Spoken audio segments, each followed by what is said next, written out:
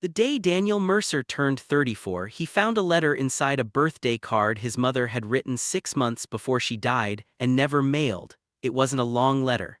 2 pages, front and back, her handwriting cramped the way it always got when she was trying to hold something in. He almost didn't open it. He'd been going through her house room by room, the way you do when someone dies and leaves the whole weight of their life to be sorted into boxes, and he'd found the card tucked inside a cookbook she'd never once used, the spine still stiff, the pages clean except for a single greasy fingerprint on the index page, like she'd touched it once and decided she didn't know how to begin. He opened the card standing in her kitchen. With the afternoon light coming through the window above the sink and someone mowing a lawn 2 houses down, the card read, "Happy birthday, Daniel. I should have told you this a long time ago. I'm sorry I was afraid. Your real name is Daniel Hollies. Your father didn't leave, he was taken. And the man sitting at the head of our table every Sunday dinner is the reason why Daniel set the card down on the kitchen counter." The lawnmower outside kept going. And he stood very still for a long time, the way a man does when the architecture of his entire life begins, quietly and without mercy, to come apart.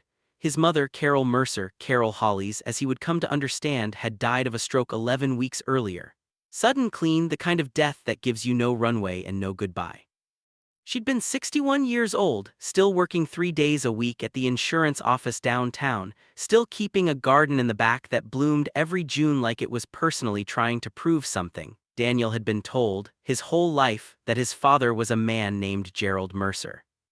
That Gerald Mercer had walked out when Daniel was 2 years old, no note, no forwarding address, no subsequent contact of any kind, just an absence that eventually calcified into the furniture of their lives, something that was simply there, something nobody discussed. His stepfather, Frank Loomis, had entered the picture when Daniel was 4. A contractor, a quiet man, well-liked in the neighborhood, the kind of person who fixed other people's fences and remembered birthdays and coached Little League for 7 years running. Daniel had never exactly warmed to him. He tried in the way children try, and Frank had tried back, and the two of them had reached an arrangement that looked like family from the outside and felt, up close, like two people agreeing not to say the thing neither of them could name. The letter said otherwise. "Frank isn't who he told me he was when we met. I know that now. I knew it for a long time before I was willing to say it even to myself. Your father, your real father, Thomas Hollies, died the summer before Frank came into our lives. The official report said it was a car accident on Route 9, a guardrail failure. It wasn't. Frank knew Thomas, they had business together. There was a land contract Thomas wouldn't sign, and then there was the accident, and then there was Frank at the door 6 months later telling me how sorry he was. I was 28 years old with a toddler and nothing in the bank, and I believed him because I needed to believe something. I married him because I was afraid of what would happen if I didn't. I found out what he did 3 years into the marriage." A woman named Patricia Souls left a document in our mailbox, a copy of a deed transfer signed with Thomas's name, dated 4 days after he died. The signature wasn't his. I knew Thomas's handwriting like I knew my own. I confronted Frank. He didn't deny it. He said that if I ever told anyone, he would make sure I lost you. He said he had the kind of friends who could arrange it, and I believed that too. The property Thomas wouldn't sell is the Kessler Bluffs parcel, the one they built the marina on. You'll know it, you've been there. Frank took you fishing off that dock when you were 9. I couldn't watch. I went inside and cried for an hour, and when you came back in with a sunburn and a crappie in a bucket, you were so happy, and I hated myself for knowing what I knew and saying nothing. I am not asking you to do anything with this. I don't know that there's anything left to do. I just needed you to know your own name. Thomas was a good man. He would have been a good father. You have his eyes and his stubbornness and the way you go quiet when you're angry instead of loud. That's all him. I wanted you to know that I love you. I'm sorry it took me this long." Daniel read the letter twice standing up and once sitting on the kitchen floor with his back against the cabinet, because somewhere in the second reading his legs had stopped cooperating. Then he folded it carefully, slid it back into the envelope, and put it in his jacket's inside pocket. "Close, the way you carry something irreplaceable." He drove home without the radio on. He didn't call anyone. He sat at his kitchen table and stared at his hands for a long time, and somewhere around midnight he opened his laptop and typed the name Thomas Hollies into a search bar. The first result was an obituary from the Claremont Courier, dated 32 years ago. Thomas Allen Hollies, 29, of Claremont, died Saturday evening as the result of injuries sustained in a single-vehicle accident on Route 9. Mr. Hollies was a civil engineer and founder of Hollies Land Partners, LLC. He is survived by his wife, Carol, and infant son. Services will be private. There was no photograph. The obituary was 7 sentences long. Daniel stared at it for a long time, then he read it again. Then he printed it out, folded it, and placed it next to his mother's letter. He didn't sleep that night. He made coffee at 2 a.m. and sat by the window and let the silence of the city do what it does, fill everything up slowly like water into an empty glass, and he thought about a man he'd never met who had his eyes and his stubbornness, and the way he went quiet when he was angry instead of loud. He thought about a dock on the Kessler Bluffs, and a 9-year-old boy with a sunburn and a fish in a bucket. and he thought about Frank Loomis, who was at this moment asleep in the house he'd built on another man's grave, and who had no idea that the letter had been found. Daniel was a structural engineer. He spent his professional life reading blueprints, identifying load points, finding the places where stress accumulated until something gave way. He was good at it, methodical by nature, slow to conclusions, deeply allergic to guesswork. His firm had a running joke that Daniel didn't believe in gravity until he'd run the math twice. He applied the same approach to the next 72 hours. He did not call Frank. He did not confront anyone. He started a folder on his laptop and began building a timeline. Thomas Hollies had incorporated Hollies Land Partners in the spring of the year Daniel was born. Public records, accessible through the county registrar's online archive, showed the company had held several parcels of undeveloped land in the eastern part of the county, including a bluffside tract adjacent to Kessler Lake, the same land that now housed the Kessler Bluffs Marina, the most profitable private marina in a 3-county radius, currently valued, per a real estate listing he found in under 10 minutes, at just over $9 million. The marina had been developed by a company called Lakeview Consolidated, LLC. Lakeview Consolidated had been formed 16 months after Thomas Hollies' death. Its registered agent was Frank Loomis. Daniel stared at that for a long time. He pulled the deed records. The Kessler Bluffs parcel had transferred from Hollies Land Partners to Lakeview Consolidated 14 months after Thomas died, through what appeared to be a standard dissolution filing. The signature on the transfer was listed as Carol A. Hollies, Administrator of Estate, his mother's name. Her signature, or what was presented as her signature, authorizing the transfer of a $9 million piece of land to the man who had arranged her husband's death. He called his oldest friend that night. Razak Khalil, who had spent 12 years as an investigative reporter for a regional news outlet before going independent, and who was one of approximately 4 people on Earth Daniel trusted without reservation. Razak picked up on the second ring. "I need help," Daniel said. "It's personal and it's serious and I need someone I can trust." A short silence. "Come over." Razak's apartment looked the way all investigative journalists' apartments look. Every flat surface co-opted, coffee-stained legal pads in geological layers, a pinboard on the wall that currently held a half-finished story about municipal pension fraud. He listened to Daniel talk for an hour without interrupting, which was a discipline Daniel recognized because he knew how hard it was for Razak to stay quiet. When Daniel finished, Razak was quiet for a moment. "Signature on the estate transfer," he said. "Your mother confirmed in the letter that she didn't authorize it. Said the signature on the deed wasn't Thomas's. She didn't specifically address her own, but she described the whole transaction as fraudulent. Then either her signature was forged or she signed under coercion." Razak turned a pen over in his fingers. "Either way, the transfer is void. You'd need an attorney who handles fraudulent estate claims." "I know, I'm not ready to file anything yet. I move legally before I have the full picture. Frank has time to bury whatever he hasn't buried yet." Razak nodded slowly. "What do you need from me?" "Patricia Souls," Daniel said. "My mother mentioned her by name. She's the one who left the deed copy in the mailbox. I need to find her." Razak opened his laptop. "What else?" "The accident report. Route 9, 32 years ago. Thomas Hollies' single vehicle guardrail failure. I want the full investigation file." "That'll take a few days. County records vary on how far back their digitization goes." A pause. "You said Frank told your mother he had friends who could arrange things. Did she give any indication of who?" "No. But a dead man's land transferred to your firm 14 months after the accident, and the detective who closed the case didn't look twice." Daniel looked at Razak. "Somebody decided it was a guardrail failure. I want to know who made that decision and who they were close to." Razak exhaled slowly. "You understand what you're building toward. This could take months to verify correctly. It could also, and I say this as someone who's had tires slashed twice in the line of this kind of work, carry risk. If Frank has maintained any of those relationships over the past 3 decades." "I know," Daniel said. "I'm not being impulsive, I'm being deliberate." He looked at the pinboard on Razak's wall, the neatly ordered chaos of someone else's unfinished story. "I've been walking around as Daniel Mercer my entire life. My real name is Daniel Hollies, the man who made sure I'd never know that is asleep in a house he built on my father's death." He paused. "I'm not in a hurry, but I'm not stopping." Razak looked at him for a long moment, then he turned back to his laptop. "Start with Patricia Souls," he said. "Go home and get some sleep. You look like you've been hit by a car." The word hung between them for a second. Neither of them acknowledged it.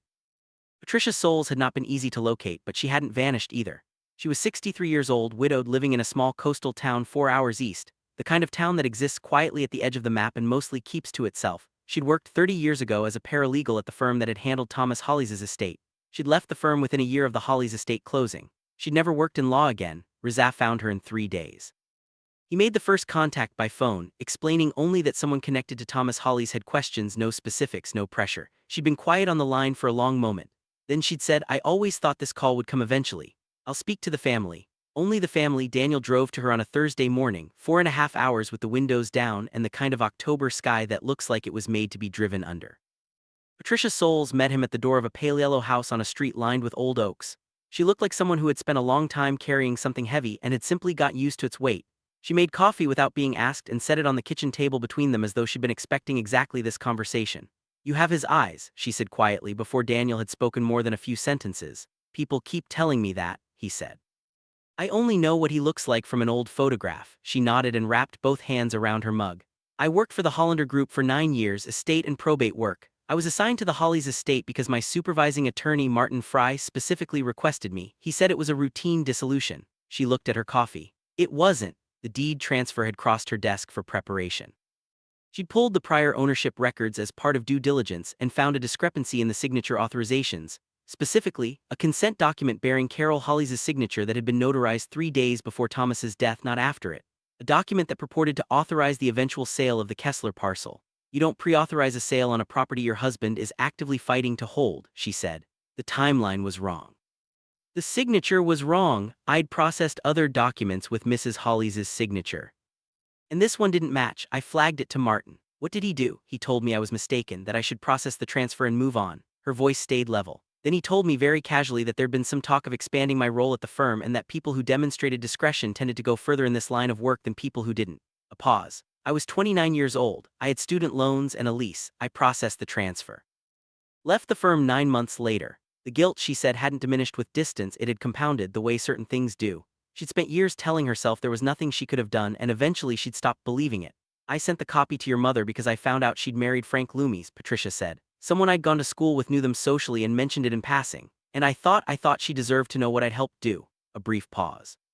"I don't know if I was brave enough to do it for her or just finally tired of carrying it for myself." "Would you make a formal statement?" Daniel asked. "About the signature discrepancy, the forged consent document, Martin Fry's instructions?" "Yes. Everything I just told you I will put in writing and swear to." She met his eyes. "Martin Fry died 4 years ago. I have nothing left to protect myself from Frank Loomis." Something moved across her face, not quite fear, not quite anger. Something that had been living between those two things for 30 years.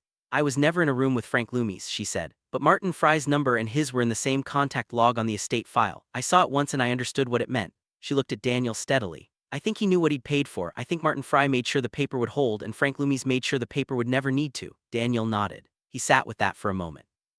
Through the kitchen window, the oaks on the street were shifting in a slow autumn wind. "Thank you," he said. "Thank me," she said quietly. "I should have done this 30 years ago." Accident report took Rizza a week and a half and 2 public records requests. What came back was 43 pages, most of it procedural, photographs, measurements, the technical language of accident reconstruction.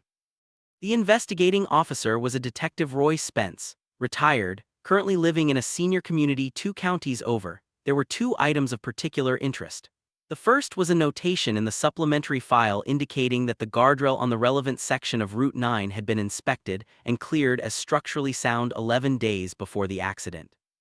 The second was a handwritten note clipped to the inside back cover of the file, not part of the official report, no case number, no date.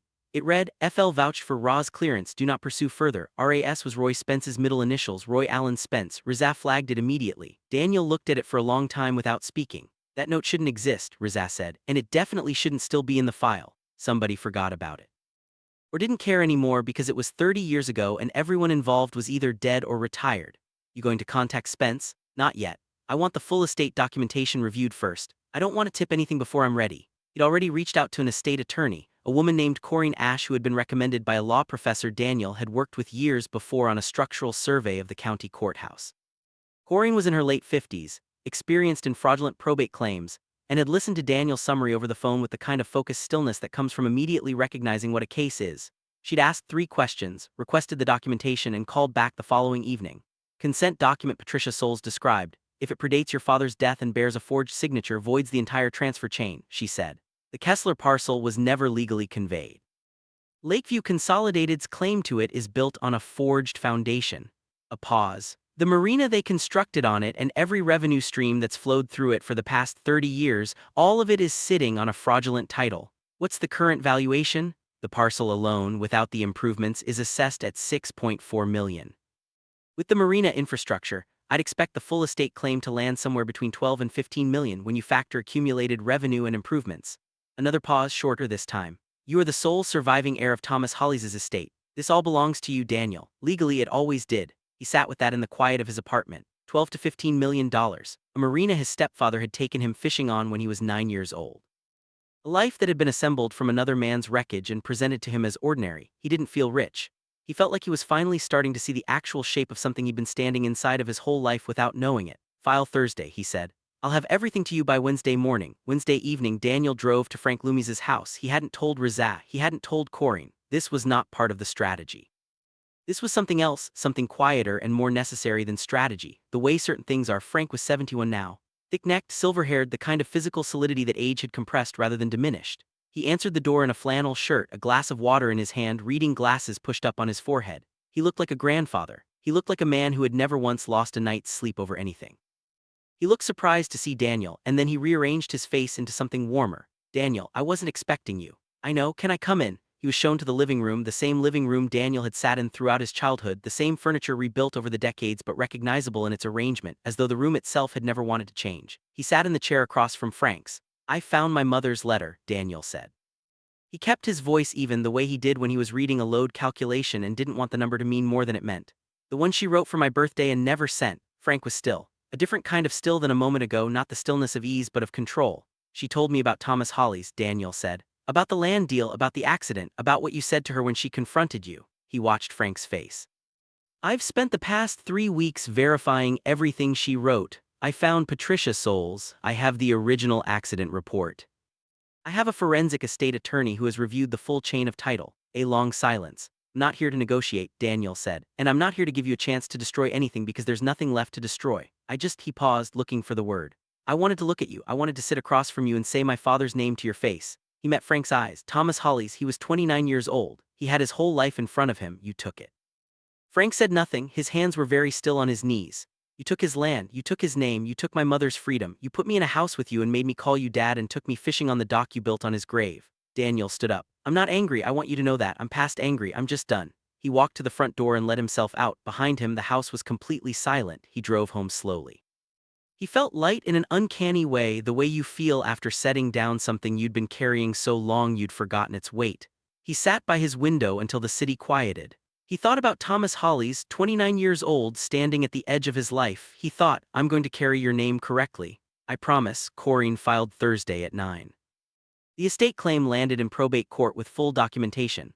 Patricia Soules' sworn affidavit, the pre-death consent document with its forged signature, the accident report with Roy Spence's handwritten note, the full chain of fraudulent title through Lakeview Consolidated, and a forensic analysis of the deed transfers.